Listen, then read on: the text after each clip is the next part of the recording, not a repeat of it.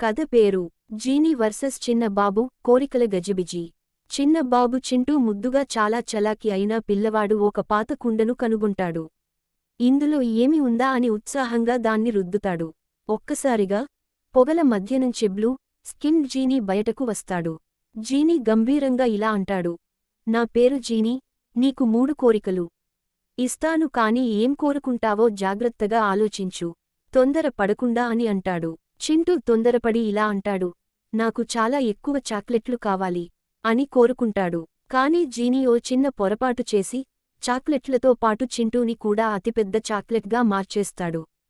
చింటూ భయంతో అరుస్తాడు, అయ్యో జీనీ నన్ను కాపాడు, ఎలా అడగలేదురా నేను బండోడా అని అరుస్తాడు. అప్పుడు జీనీ నవ్వుతూ అయ్యో సారీ నిన్ను అని, నేను తొందరపడ్డాను అని తన పొరపాటును సరిదిద్దతాడు.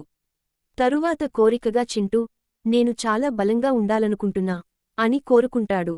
జీనీ మాయ చేసి చింటూని అతి పెద్ద గోరిల్లాలా మార్చేస్తాడు. చింటూ షాక్ అయి, ఇది నా ఉద్దేశం కాదు, మళ్ళీ ఇలా చేసవెంటిరా అంటూ గిలగిల కొట్టుకుంటాడు. అప్పుడు మళ్ళీ వేరో కోరికగా చివరికి చింటూ 3వ కోరికతో అన్నీ మామూలుగా ఉండాలని కోరుకుంటున్నా అంటాడు.